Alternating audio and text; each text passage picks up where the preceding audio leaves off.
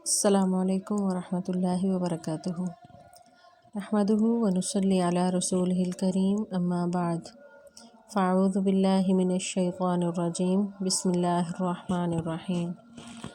سورہ النحل آیت نمبر 51 سے آج کے سبق کا ہم آغاز کریں گے۔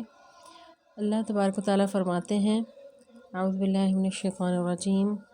واو اور قالا کہا، اللہ نے، لا تتخذوا نہ تم بناؤ، الہینی دو معبود، اثنین دو، انما سوائے اس کے نہیں، ہوا وہ، الہ واحد وہ اکیلا ہی معبود ہے، فایایا پس صرف مجھ ہی سے، فرہبون تم ڈرتے رہو۔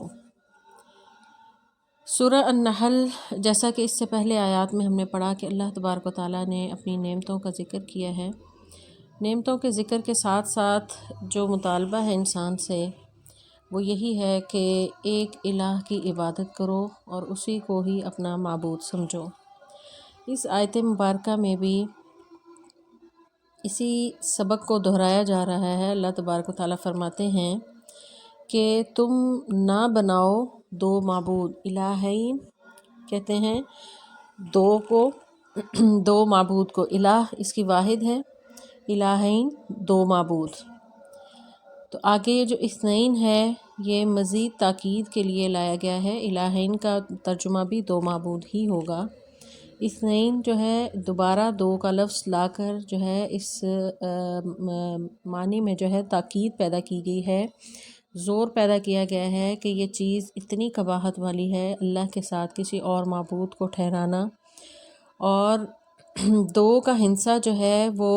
ایک کے بعد کم سے کم عدد جو ہے وہ دو کا ہے،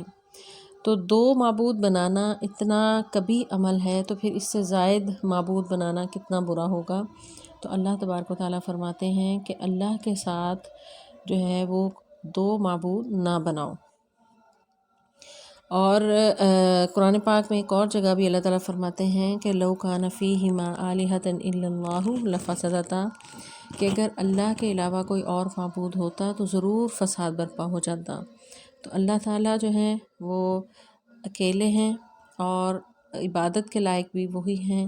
اور ان کی ذات، صفات اور عبادات میں کوئی بھی شریک نہیں ہے۔ اللہ تعالیٰ فرماتے ہیں انما ہوا الہ واحد، کہ تمہارا معبود تو صرف ایک ہی معبود ہے، اور جب معبود ایک ہے تو ڈرنا بھی صرف اسی سے ہی چاہیے۔ فَإِيَّايَ فَارْهَبُونَ، تو مجھ ہی سے تم ڈرو۔ ترہبون رہبتن سے ہے، رہبہ کہتے ہیں ایسا خوف جس کے ساتھ بچنے کا بھی عنصر پایا جائے، یعنی اس کی نافرمانی سے جو ہے وہ انسان بچے اور اس کی حکم عدولی سے بچے، اور اللہ تعالیٰ کا خوف، یعنی خوف اس طرح کا نہیں کہ وہ کوئی نعوذ باللہ کوئی ڈراؤنی چیز ہے، بلکہ یہاں رہبتن سے مراد جو ہے یعنی اللہ تعالیٰ کی ناراضگی سے بچنا، اس کی نافرمانی سے بچنا، یعنی فَإِيَّايَ فَارْهَبُونَ، تم میری ناراضگی سے بچو اور میرے ساتھ کسی اور کو شریک نہ ٹھہراؤ۔ آگے اللہ تعالیٰ فرماتے ہیں وَلَهُ، اور اسی کے لیے ہے، ما جو فی السماوات آسمانوں میں ہے، والارض اور زمین میں، وَلَهُ اور اسی کے لیے ہے، الدین دین، واصبہ ہمیشہ کے لیے، افغیر اللہ کیا اللہ کے علاوہ، تتقون تم سب ڈرتے ہو۔ تو انسان سے کہا جا رہا ہے کہ تم تو اشرف المخلوقات ہو، تمہیں اس بات کی سمجھ نہیں آتی، یعنی توحید کی سمجھ نہیں آتی، اور اللہ کے ساتھ شریک ٹھہراتے ہو، حالانکہ زمین و آسمان میں جتنی بھی چیزیں ہیں وہ سب کے سب ہمیشہ سے اسی کی ہی اطاعت میں لگی ہوئی ہیں۔ دین کا لفظ جو ہے قرآن پاک میں کئی معنوں میں استعمال ہوا ہے، تو یہاں پر اس کا ترجمہ جو ہے ہم اطاعت کا کریں گے، فرما برداری کا کریں گے، کہ اسی کے لیے فرما بردار ہے یا اسی کی مطیع ہے ہر چیز۔ واصبہ یاسبو سے ہے، وصوب کہتے ہیں یعنی ہمیشگی، یعنی کسی چیز میں جو ہمیشگی جب پائی جاتی ہے اس کے لیے یہ لفظ استعمال ہوتا ہے۔ تو اللہ کے لیے ہر چیز ہمیشہ سے مطیع و فرما بردار ہے، اسی کی اطاعت و فرما برداری میں لگی ہوئی ہے۔ زمین و آسمان کی ہر چیز جو ہے وہ مکمل طور پر مسلسل یعنی تسلسل کے ساتھ، یعنی آپ دیکھیں کہ جب سے کائنات قائم ہوئی سورج ہمیشہ سے مشرق سے طلوع ہو رہا ہے اور مغرب میں غروب ہوتا ہے، کبھی ایسا نہیں ہوا کہ اس نے اپنی کوئی جگہ بدلی ہو۔ اسی طرح کائنات میں جتنی بھی چیزیں ہیں وہ اللہ کے علاوہ کسی اپنی مرضی جو ہے وہ نہیں چلاتی۔ ہوا ہے، آگ ہے، اللہ تبارک و تعالیٰ نے جس چیز کو جس کام کے لیے پیدا کیا ہے وہ وہی کام جو ہے وہ کر رہی ہے۔ لیکن ایک انسان جس کو اللہ تبارک و تعالیٰ نے اپنی عبادت کے لیے پیدا کیا تھا کہ وما خلقت الجن والانس الا لیعبدون، کہ ہم نے جن و انس کو اپنی عبادت کے لیے پیدا کیا، تو وہ عبادت کو چھوڑ کے باقی جو چاہے وہ کرتا رہتا ہے۔ تو ہر چیز جو ہے زمین و آسمان میں ہر چیز ہمیشگی سے اللہ تعالیٰ کی اطاعت و فرمانبرداری میں لگی ہوئی ہے۔ افغیر اللہ تتقون، تو کیا تم اللہ کے علاوہ سب سے ڈرتے ہو؟ یہاں پر اللہ تبارک و تعالیٰ سوالیہ انداز میں پوچھ رہے ہیں کہ تم سے کم تر جو مخلوقات ہیں وہ تو اللہ کی اطاعت و فرمانبرداری میں زندگی گزار رہی ہیں، اللہ تعالیٰ کی حکم عدولی نہیں کرتی، تو تم جو اے انسان جو تم اشرف المخلوقات ہو، تم اللہ کو چھوڑ کے تم دوسری چیزوں سے ڈرتے ہو۔ کبھی آگ سے ڈرتے ہو، کبھی ہوا سے ڈرتے ہو، کبھی تمہیں سانپ سے ڈر لگتا ہے، اور جس چیز سے ڈر لگتا ہے اسے ہی اپنا معبود بنا لیتے ہو۔ تو یہ تاریخ انسانی میں بھی یہ بات ہے کہ انسان جس چیز سے ڈر یا خوف محسوس کرتا ہے اسی کو ہی اپنا معبود سمجھنے لگتا ہے۔ تو حالانکہ ڈرنا تو صرف اللہ سے چاہیے تھا، تو اللہ کو چھوڑ کے دیگر مخلوقات کا ڈر اور خوف دل میں بٹھایا ہوا ہے، اور ان سے انسان جو ہے وہ ڈر رہا ہے۔ آگے اللہ تعالیٰ فرماتے ہیں وما، اور جو بکم تمہارے ساتھ ہے،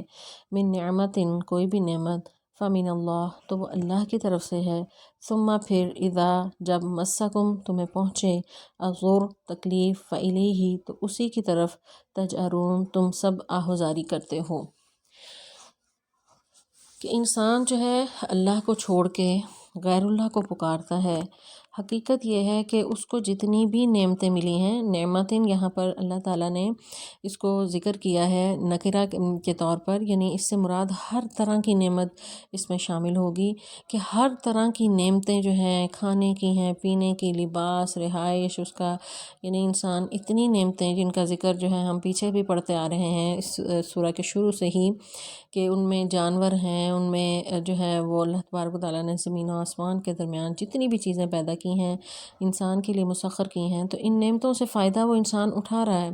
فمن اللہ، تو وہ سب کے سب اللہ کی طرف سے ہیں، اور اللہ تعالیٰ فرماتے ہیں کہ وَإِن تَعُدُّوا نِعْمَتَ اللَّهِ، کہ تم اللہ کی نعمتوں کو گننا چاہو، لا تحصوها، تو اسے نہیں شمار کر سکتے، اتنی نعمتیں ہیں۔ اور ان نعمتوں کے بعد انسان کو چاہیے تو یہ تھا کہ اپنے رب کی جو ہے فرما برداری کرتا، لیکن حال یہ ہے کہ وہ اس کو چھوڑ کے غیر اللہ کے آگے جھکتا ہے اور اسی کو راضی کرنے کی کوشش کرتا ہے۔ ہاں، جب وہ تکلیف میں ہوتا ہے ثم اذا مسکم، مس کہتے ہیں یعنی چھونے کو، یعنی کوئی بھی پہنچتا ہے یا پہنچتی ہے یا چھوتی ہے کوئی بھی غور و تکلیف، فیلیہ، تو اسی کی طرف، تجأرون، تو تم آہوزاری کرتے ہو۔ تجأرون جو ہے، تجأرو سے ہے جوار کہتے ہیں، یعنی مدد کے لیے پکارنا، بلند آواز میں چلانا، چیخنا، زور زور سے پکارنا۔ تو جنگلی جانوروں کے چیخنے چلانے کے لیے بھی یہ لفظ استعمال ہوتا ہے، جیسے کوئی جو ہے یعنی کوئی شیر کسی ہرن کو یا بکری کو پکڑ لے، اور وہ پکڑنے کے ٹائم پہ جو اچانک سے آواز اس جانور کے منہ سے نکلتی ہے اپنی جان بچانے کے لیے، اس چیخ و آہوزاری کو جو ہے، چیخ اور آہوزاری کو جو ہے تجأرون کہا جاتا ہے،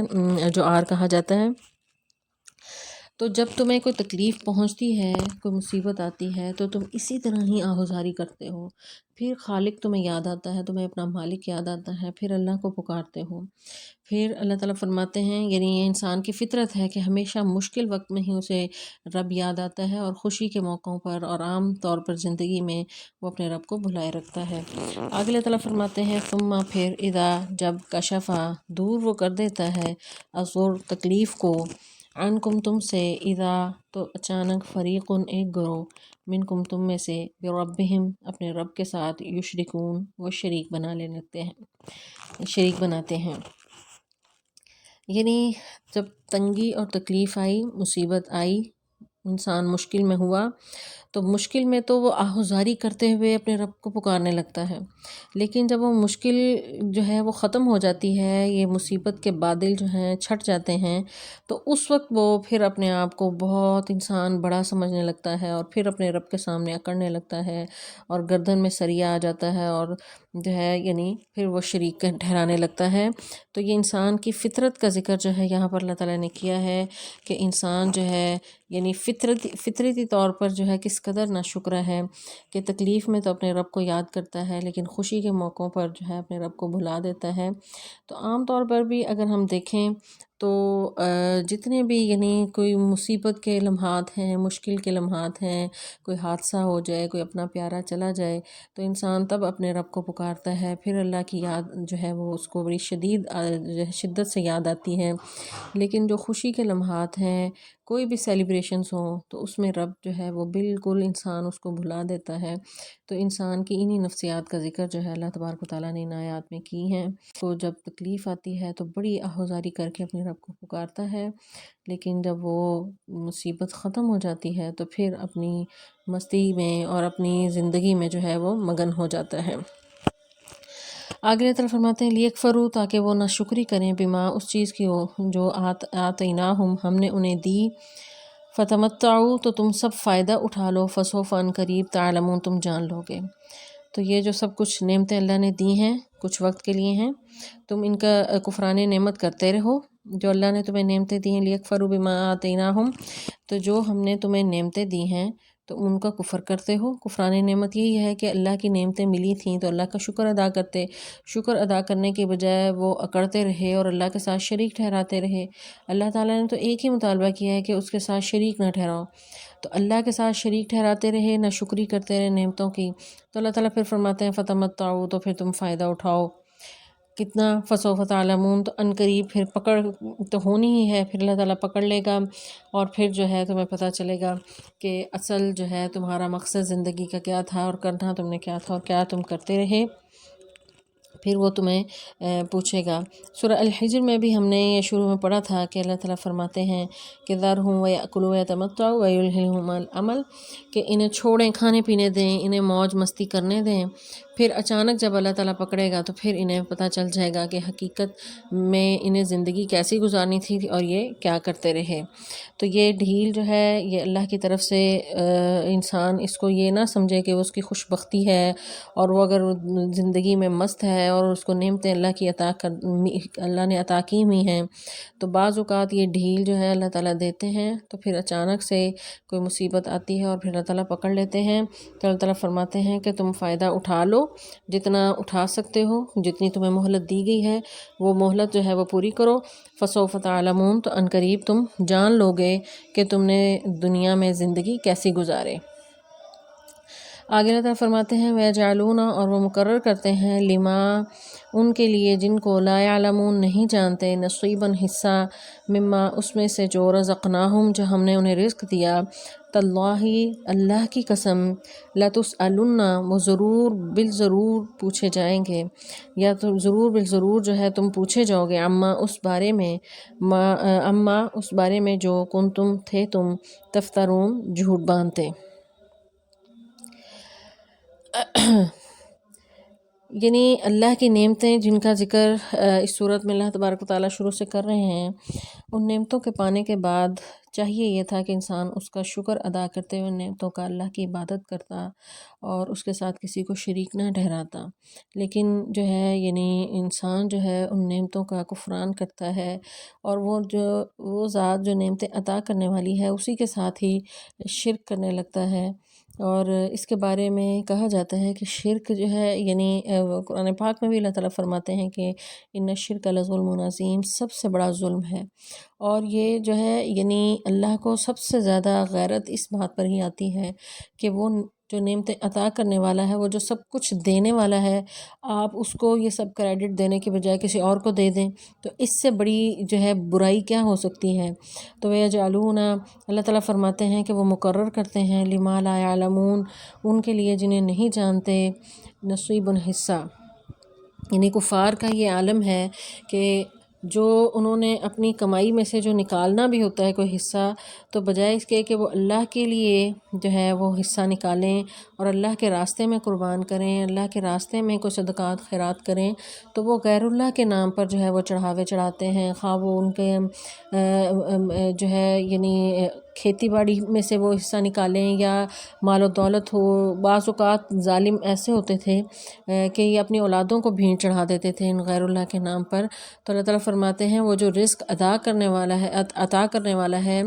تو اس خالق، اس رازق کی عبادت کرنے کی بجائے اور اس کے راستے میں دینے کی بجائے اس رزق کو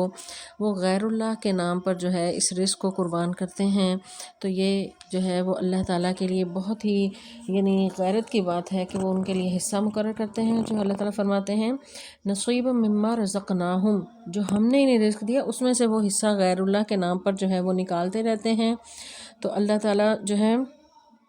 اس چیز کے بارے میں اس قدر ناراض ہیں کہ فرماتے ہیں کہ تاللہ، اللہ کی قسم، لتسألن، تم ضرور بالضرور پوچھے جاؤ گے۔ لام تاکید کے لیے ہے اور نون جو شد کے ساتھ ہے یہ بھی تاکید کے لیے ہے۔ دو دفعہ جو ہے یعنی یہ اس میں تاکید پیدا کی گئی ہے کہ یہ ہو نہیں سکتا کہ تم سے اس بارے میں سوال نہ کیا جائے، ضرور بالضرور تم سے پوچھا جائے گا، اما کنتم تفترون، جو تم جو ہے وہ اللہ پر جھوٹ باندھتے ہو اور غیر اللہ کے نام پر جو چڑھاوے چڑھاتے ہو اور غیر اللہ کو خوش کرنے کے لیے جو تم طرح طرح کی جو ہے یعنی طریقہ کار اختیار کرتے ہو، تو اللہ تعالیٰ کو یہ چیز جو ہے وہ سخت ناپسند ہے، ضرور تم سے وہ پوچھے گا۔ اللہ تعالیٰ سورہ ہجر میں ایک اور جگہ فرماتے ہیں کہ فَوَرَبِّكَ لَنَسْأَلَنَّهُمْ أَجْمَعِينَ، کہ تیرے رب کی قسم ہم ضرور ان سے اس بارے میں پوچھیں گے، اما کانوا یعملون، جو وہ کرتے تھے۔ تو یہ مشرکین مکہ کا بھی طریقہ کار یہی تھا کہ وہ اللہ کو چھوڑ کر بتوں کے نام پر چڑھاوے چڑھاتے تھے، بتوں کے نام پر جو ہے وہ چیزیں جو ہیں وہ قربان کرتے تھے، اپنی اولادوں کو قربان کر دیتے تھے۔ اپنی سورہ نام میں اللہ تعالیٰ ذکر فرماتے ہیں کہ وہاں پر اپنی کھیتیوں میں سے ایک حصہ مقرر کر لیتے تھے اور اس حصے کو جو ہے یعنی اپنے بتوں کے نام پر جو ہے وہ دیتے تھے، اور اللہ کا بھی حصہ کچھ مقرر کیا ہوتا تھا، لیکن اگر کھیتی میں کبھی نقصان ہو جاتا تھا تو اللہ کے حصے کو چھوڑ دیتے تھے، ان بتوں کا حصہ جو ہے وہ کبھی اس میں سے کم نہیں ہونے دیتے تھے۔ تو آج بھی اگر ہم دیکھیں تو مسلمانوں میں سے بھی ہم جو ہیں یعنی اسی طرح ہی اللہ کو چھوڑ کے دوسروں غیر اللہ کو خوش کرنے کے لیے جو ہے وہ اللہ کے دیے ہوئے رزق میں سے جو ہے وہ مال خرچ کرتے ہیں، تو اللہ تبارک و تعالیٰ اس چیز سے سخت ناراض ہوتے ہیں اور اس چیز کا حساب اللہ کو دینا ہی ہوگا۔ اور اس صورت میں چونکہ اللہ تبارک و تعالیٰ نے نعمتوں کا ذکر کیا ہے، کیونکہ اس صورت کا مرکزی مضمون یہی ہے کہ نعمتوں کا ذکر ہے، تو ان نعمتوں کے ذکر کے ساتھ ساتھ ان نعمتوں کی صحیح قدر کرنے کا بھی حکم دیا گیا اور ان نعمتوں کو صحیح جگہ پر استعمال کرنے کا بھی جو ہے یعنی اللہ تبارک و تعالیٰ کا مطالبہ ہے کہ انہیں صحیح جگہ پر استعمال کرو، اللہ کے راستے میں خرچ کرو، اگر کرنا ہے اپنی ذات پر کرو اور اپنے اہل و عیال پر کرو، غیر اللہ کے نام پر جو ہے یہ ہرگز اللہ کو قابل قبول نہیں ہے اور اللہ تبارک و تعالیٰ نے اس کو سخت ناپسند کیا ہے۔ آگے اللہ تعالیٰ فرماتے ہیں وَيَجْعَلُونَ، وہ بناتے ہیں للہ، اللہ کے لیے، البنات، بیٹیاں، سبحانہ، وہ پاک ہے، وَلَهُمْ، اور ان کے لیے ہے، ما یشتہون، جو وہ سب چاہتے ہیں۔ مشرکین مکہ میں سے کچھ قبائل، قریش کے کچھ قبائل ایسے تھے، خاص طور پر بنو خزاعہ اور کنانہ، ان کا خاص عقیدہ تھا کہ اللہ کی بیٹیاں ہیں اور یہ فرشتوں کو اللہ کی بیٹیاں قرار دیتے تھے۔ تو اللہ تعالیٰ فرماتے ہیں کہ وَيَجْعَلُونَ، اور وہ بناتے ہیں یا ٹھہراتے ہیں اللہ کے لیے بیٹیاں، حالانکہ سبحانہ، وہ تو پاک ہے، وہ پاک ہے کہ نہ وہ کسی کی اولاد ہے، لم یلد ولم یولد، نہ اس کی کوئی اولاد ہے، وَلَهُمْ، اور حالانکہ ان کے لیے ہے، ما یشتہون، جو وہ چاہتے ہیں۔ یشتہون شہوت سے ہے، لفظ شین ہا واو جو ہے اس کا روٹ ورڈ ہے۔ شہوت کا معنی ہے کوئی چیز کا طلب ہونا یا خواہش ہونا یا کوئی ایسی چیز جس کی طرف نفس جو ہے وہ کھنچا چلا جائے، اسی سے لفظ جو ہے اشتہا، یعنی جیسے کھانے کی خواہش ہونا جو ہے یہ بھی یعنی اس کے لیے بھی یہ لفظ استعمال ہوتا ہے۔ تو اللہ تعالیٰ فرماتے ہیں کہ اللہ کے لیے وہ بیٹیاں ٹھہراتے ہیں، وہ پاک ہے، اور اپنے لیے جو یشتہون، جو وہ چاہتے ہیں، تو وہ چاہتے کیا تھے؟ اپنے لیے بیٹے چاہتے تھے، بیٹوں کی شدید خواہش تھی ان کی۔ آگے جو ہے آیات اس کی وضاحت بھی کریں گی کہ وہ اللہ کے لیے بیٹیاں کیوں قرار دیتے تھے۔ تو اللہ تعالیٰ فرماتے ہیں کہ خود یہ بیٹے چاہتے ہیں، وہ سب چاہتے ہیں جو ان کے دل چاہتے ہیں اور جس کی جو ہے ان کا نفس جس کا مطالبہ کرتا ہے، اور اللہ کے لیے یہ بیٹیاں قرار دیتے ہیں اور فرشتوں کو اللہ کی بیٹیاں قرار دیتے ہیں۔ آگے اللہ تعالیٰ فرماتے ہیں وَإِذَا، اور جب بشرا انہیں خوشخبری دی جائے، احدہم ان میں سے کسی ایک کو، بالانثیٰ بیٹی کی، غلّہ تو ہو جاتا ہے، وجہہ اس کا چہرہ، مسوداً سیاہ، وہوا اور وہ اس حال میں ہو جاتا ہے، کظیم جیسا کہ غم سے بھرا ہوا ہو۔ کظیم کہتے ہیں یعنی کاف غا میم جو ہے اس کا روٹ ورڈ ہے، غم سے بھر جانے کو کہتے ہیں کہ یعنی ایسی کیفیت جس میں انسان جو ہے یعنی بولنا بھی اس کے لیے ممکن نہ رہے اور سانس رکنے لگے، تو صحیح طور پر سانس بھی نہ رہی، یعنی اس قدر غم کی کیفیت کہ اس میں انسان جیسے قریب ہے کہ وہ پھٹ پڑے گا۔ تو قزیم کا لفظ جو ہے اس سے پہلے سورہ یونس میں حضرت یونس علیہ السلام کے بارے میں بھی اللہ تعالیٰ نے یہ ذکر کیا کہ اذ نادیٰ وہو مکظوم، کہ جب اس نے پکارا وہ مچھلی کے پیٹ میں، یعنی وہ بھی انتہائی غم کی کیفیت میں تھے کہ اندھیرے میں مچھلی کے پیٹ میں، تو وہاں پر انہوں نے پھر جو ہے اس غم کی کیفیت میں اللہ تبارک و تعالیٰ کو پھر پکارا تھا، اور لا الہ الا انت سبحانک انی کنت من الظالمین، یہ دعا مانگی تھی، تو اللہ تعالیٰ نے انہیں پھر اس غم کی کیفیت سے نجات دی تھی۔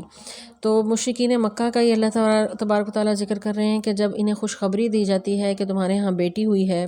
تو ان کی حالت کیا ہوتی ہے کہ چہرے سیاہ پڑ جاتے ہیں، مسودہ یعنی سودا کہتے ہیں سیاہ کو، تو ان کے چہرے جو ہیں یعنی ایک دم سے رنگ بدل جاتا ہے، سیاہ ہو جاتے ہیں، وہو کظیم اور وہ غم سے بھر جاتا ہے، یعنی ایسے کہ غم سے پھٹ جائے گا۔ تو یہ حال ان کا، اپنی حالت یہ ہے کہ اپنے لیے یہ بیٹیوں کو اس قدر ناپسند کرتے ہیں کہ ان کی حالت جو ہے یہ ہو جاتی ہے، جبکہ اللہ کے لیے جو ہے یہ ہیں۔ تو اللہ تعالیٰ فرماتے ہیں یتوارا، وہ چھپتا پھرتا ہے، یعنی ایک تو یہ کہ چہرے کا رنگ بدل جاتا ہے، دوسرا یہ کہ وہ کظیم یعنی غم سے بھر جاتا ہے کہ یوں لگتا ہے کہ ابھی جو ہے اس کی موت واقع ہو جائے گی اور یہ پھٹ پڑے گا۔ تو اس حالت میں، اور پھر اس کے ساتھ ساتھ کیا کرتا ہے، یتوارا وہ چھپتا پھرتا ہے، من القوم اپنی قوم سے یعنی اپنے لوگوں سے، من سوء برائی سے، ما بشرا جو اس کو خوشخبری دی گئی، بہی اس کو، کیا، یمسکہ وہ روک رکھے اسے، علی ہون ذلت پر، یا یدسہ اس کو دبا دے یا گاڑ دے، فی التراب مٹی میں، الا آگاہ رہو یا خبردار، ساء برا ہے، ما یحکمون جو وہ فیصلہ کرتے ہیں۔ یعنی بیٹی کی پیدائش کی جب انہیں خبر دی جاتی ہے تو اس وقت ان کا حال یہ ہوتا ہے کہ رنگ ایک دم سے بدل جاتا ہے چہرے کا، اور غم سے بھر جاتا ہے، اور قوم سے چھپتا پھرتا ہے کہ لوگوں کے سامنا کرنے سے جو ہے اس کی جرت اور ہمت نہیں ہو رہی ہوتی کہ ہاں جو ہے کوئی مجھے جگہ ملے، یعنی حال یہ ہوتا ہے کہ کہیں جگہ نہیں مل رہی ہوتی کہ وہ اپنا چہرہ چھپا لے۔ یتوارا جو ہے واو یا را اس کا روٹ ورڈ ہے، وریا کا معنی ہوتا ہے چھپانا، تو یعنی چھپتا پھرتا ہے اپنا، یعنی لوگوں کے ساتھ میل ملاقات کا اس کا دل نہیں کرتا، کسی کو فیس کرنے کا دل نہیں کرتا، اور جو ہے یعنی من سوء برائی سے، یعنی وہ چیز یا وہ خبر، بیٹی کی پیدائش کی خبر، وہ اس کو اتنی بری لگ رہی ہوتی ہے کہ وہ لوگوں کو شیئر نہیں کرنا چاہتا، لوگوں کا سامنا نہیں کرنا چاہتا، لوگوں کے سامنے نہیں آتا، اور دل میں خیالات کیا ہوتے ہیں کہ یمسکہ علی ہون، کہ اسے ذلت کے ساتھ سہ لے اس خبر کو، یا پھر اس بچی کو جو ہے وہ زمین میں دفن کر دے۔ یدسہ دسہ سے ہے، دال سین، سین اس کا روٹ ورڈ ہے جس کے معنی ہے یعنی کسی چیز کو مٹی میں چھپا دینا یا ڈال دینا، تو وہ اس کے دل میں یہ خیال آتا ہے کہ اس کو دفن کر دے یا پھر جو ہے اس کو ذلت کے ساتھ جو ہے بچی کو زندہ رہنے دے۔ مشرکین مکہ میں سے سب عرب جو ہے وہ یہ نہیں کرتے تھے کہ بیٹیوں کو زندہ دفن کریں، کچھ قبائل ایسے تھے جن کے ہاں یہ کبھی رسم موجود تھی کہ بیٹی پیدا ہوتی ہی اس کو دفن کر دیتے تھے۔ حتیٰ کہ بعض قبائل تو ایسے ہی تھے کہ جیسے بچے کی پیدائش سے قبل تیاری کی جاتی ہے، اس کے کپڑے اور اس کا اچھے سے اچھا ڈریس تیار کیا جاتا ہے، تو ان کے ہاں یہ کیا جاتا تھا کہ کسی بھی عورت کے زچگی کے وقت جو ہے گڑھا کھود دیا جاتا تھا، اور انتظار میں ہوتے تھے کہ اگر بیٹی ہوئی تو اس کو فوراً یعنی چند سانسیں بھی لینے کی اجازت نہیں دی جائے گی، اور اس کو اس گڑھے میں دفن کر دیا جاتا تھا، اور بیٹا ہو تو اس کو زندہ رہنے دیتے تھے۔ کچھ ان میں قبائل ایسے بھی تھے کہ بچیوں کو کچھ سال جو ہے انہیں زندہ رہنے دیتے تھے کہ 5-6 سال تک کی عمر کے تک جو ہے وہ زندہ رہتے تھے۔ جس طرح ایک صحابی تھے، وہ رسول اللہ صلی اللہ علیہ وسلم کو انہوں نے واقعہ بھی کافی مشہور واقعہ ہے کہ آپ کو انہوں نے اپنی بیٹی کے بارے میں واقعہ بتایا کہ وہ سفر میں تھے اور آئے تو اور ان کی بچی جو ہے وہ بڑی ہو چکی تھی، باتیں کرتی تھی، تو وہ انہیں بھی یہی بہت وہ زمانہ جاہلیت کا وہ واقعہ بتاتے ہیں کہ بھی ایمان نہیں لائے تھے، تو بہت شرمندگی محسوس ہوتی تھی کہ میں بیٹی کا باپ ہوں، تو یہ بہت بڑی یعنی حد تک والی بات سمجھی جاتی تھی عربوں کے ہاں کہ کوئی شخص جو ہے وہ بیٹی کا باپ کہلائے۔ تو اس شرم کے مارے جو ہے پھر ایک دن خیال آیا اور وہ بچی کو لے کے اور جا کر گڑھا کھودا، اور وہاں پر وہ کہتے ہیں کہ گڑھا کھودنے میں وہ بچی میرے ساتھ ساتھ تھی، اور میرے کپڑوں پر جو مٹی گرتی تھی اس کو جھاڑ رہی تھی ساتھ ساتھ۔ یکا یک بچی کو گڑھے میں ڈالا اور اوپر مٹی ڈالنا شروع کی، اور بچی چیختی رہی، وہ یہی سمجھتی رہی کہ شاید میرا باپ کھیل رہا ہے، لیکن اس کو کیا پتہ تھا کہ اس کا باپ اس کو زندہ دفن کرنا ہے۔ تو یہ واقعہ سنا کر صحابی رونے لگے، اور رسول اللہ صلی اللہ علیہ وسلم کی داڑھی مبارک بھی آنسوؤں سے تر ہو گئی۔ تو یہ حال اس عرب معاشرے کا تھا، اور ان میں کچھ لوگ ایسے بھی تھے کہ جو اس کبیر رسم کو جو ہے اس کی مذمت کرتے تھے اور لوگوں کو روکتے بھی تھے۔ وہ لوگ جو بچیوں کو زندہ دفن کر دیتے تھے، اللہ تبارک و تعالیٰ کیا فرماتے ہیں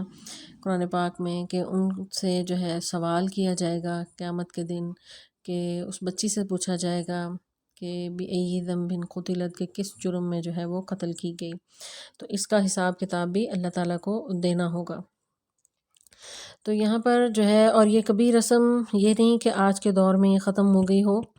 طریقہ کار بدل گیا ہے آج کے دور میں، یعنی پہلے ہی الٹرا ساؤنڈ کروا لیا جاتا ہے، اور بچیوں اگر پتہ چلے کہ بچی جو ہے وہ پیدا ہونے والی ہے تو اس کو ابورٹ کروا دیا جاتا ہے۔ تو یہ رسم جو ہے آج کے اس ترقی یافتہ دور میں بھی یہ جاری ہے کہ بچی کی پیدائش کو جو ہے وہ اپنے لیے بوجھ سمجھا جاتا ہے،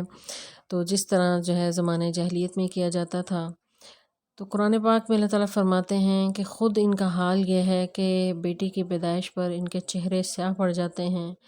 غم سے بھر جاتے ہیں، منہ چھپائے پھرتے ہیں کہ اس خبر کو کسی کو بتائیں نہ، جبکہ اللہ تبارک و تعالیٰ نے اسی بیٹی کو رحمت قرار دیا، اور قرآن پاک میں جہاں مختلف قسم کی اولادوں کا ذکر کیا کہ کسی کو ہم بیٹے دیتے ہیں، بیٹیاں دیتے ہیں، تو وہاں پر پہلے بیٹیوں کا ذکر کیا اور اسے ہبہ اور اپنا تحفہ اور عطیہ قرار دیا۔ اللہ تعالیٰ فرماتے ہیں یَهَبُ لِمَن یَشَاءُ اِنَاثًا کہ وہ جسے چاہتا ہے وہ عطا کرتا ہے بیٹیاں، وَيَهَبُ لِمَن یَشَاءُ الذُّكُورَ جسے چاہتا ہے وہ بیٹے دیتا ہے۔ تو پہلے بیٹیوں کا ذکر اللہ تعالیٰ نے کیا اور اسے ہبہ اور تحفہ جو ہے وہ قرار دیا، اور پھر اسلام نے بیٹیوں کی پرورش پر بہت زیادہ اجر جو ہے وہ بیان کیا۔ رسول اللہ صلی اللہ علیہ وسلم کی حدیث ہے کہ جو 2 بیٹیوں کی پرورش صحیح طور پر کرتا ہے اور ان کی اچھی طرح جو ہے وہ اس کی شادی کرتا ہے، یعنی کسی نیک شخص کے ساتھ، تو وہ قیامت والے دن جو ہے وہ جنت میں میرے ساتھ ایسے ہوگا جس طرح 2 انگلیاں ساتھ ساتھ ہیں۔ آپ نے شہادت کی انگلی کے ساتھ دوسری انگلی کو ملا کر کہا۔ تو اسلام نے جو ہے وہ بیٹی کی اتنا زیادہ اس کا مقام و مرتبہ جو ہے اس کا بڑھایا کہ باپ کے لیے جنت کی بشارت ہے جو بچیوں کی پرورش کرتا ہے۔ تو یہ زمانہ جاہلیت یا آج بھی جن میں جہالت موجود ہے تو وہی بیٹی کو بوجھ سمجھتے ہیں۔ تو اللہ تبارک تعالیٰ فرماتے ہیں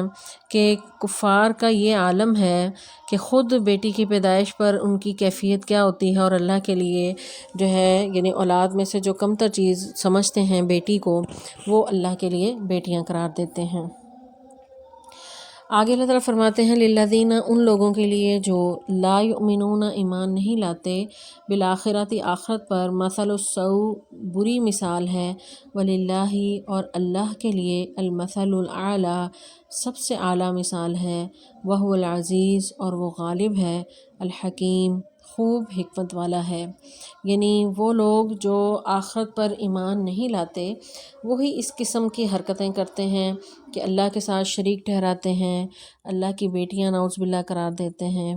اللہ کے دیے ہوئے رزق میں سے غیر اللہ کے نام پر چڑھاوے چڑھاتے ہیں۔ تو اللہ تعالیٰ فرماتے ہیں کہ یہ آخرت پر ایمان نہ لانا جو ہے ایک بڑی وجہ ہے اس شرک کی۔ یہ انہیں مرنا یاد نہیں ہے، انہیں مرنے کے بعد دوبارہ جی اٹھنا جو ہے اس پر یقین نہیں ہے، اس وجہ سے اس قسم کی یہ حرکتیں کرتے ہیں۔ اللہ تعالیٰ فرماتے ہیں مثل السوء، تو ان کے لیے بری مثال ہے، اللہ کے لیے تو بہت ہی اعلیٰ مثال ہے۔ یعنی یہ جو آخرت کو نہیں مانتے، حساب کتاب جزا و سزا پر ایمان نہیں لاتے، تو اس وجہ سے ان کا جو ہے یہ اتنا برا حال ہے کہ اس قدر یہ بے وقوف اور سنگ دل ہو گئے ہیں کہ فرضی خداؤں کے لیے اپنی آمدنی کا حصہ مقرر کرتے ہیں، بیٹیوں کو حقارت سے دیکھتے ہیں، اور جو ہے وہ حالانکہ بچیاں جو ہیں وہ بڑھاپے میں خود انہی کے محتاج ہوتے ہیں تو فرشتوں کی عبادت کرتے ہیں۔ یہ تمام حرکتیں جو ہیں ان کی اسی وجہ سے ہیں کہ یہ اللہ کے ساتھ شریک ٹھہراتے ہیں، حالانکہ اللہ کے لیے تو بہت ہی اعلیٰ مثال ہے، وہ اللہ اکبر، وہ جو سب سے بڑا ہے، تمام طرح کی صفات، کمال، جمال اور جلال جو ہے وہ سب کا سب اللہ کے لیے ہے۔ وہ غالب ہے، وہ زبردست ہے، وہ کمال حکمت والا ہے، وہ جو ہے عزیز ہے، وہ حکیم ہے۔ تو اللہ کے لیے تمام اعلیٰ مثالیں ہیں۔ تو یہ جو ان کے خود ساختہ عقائد ہیں یہ ان کی کم عقلی کی نشانی ہے کہ انہیں سمجھ نہیں ہے، انہیں عقل نہیں ہے، یہ آخرت کو نہیں مانتے، یہ اللہ کی نہیں مانتے، یہ رسول اللہ کی نہیں مانتے، اس وجہ سے ان کی عقلوں پر پڑتے ہیں۔ تو یہ ان کی زندگی دنیا بھی برباد اور ان کی آخرت بھی برباد ہے۔ اللہ تعالیٰ سے دعا ہے کہ اللہ تعالیٰ ہمیں صحیح قرآن پاک کا فہم عطا فرمائے۔ السلام علیکم ورحمۃ اللہ وبرکاتہ۔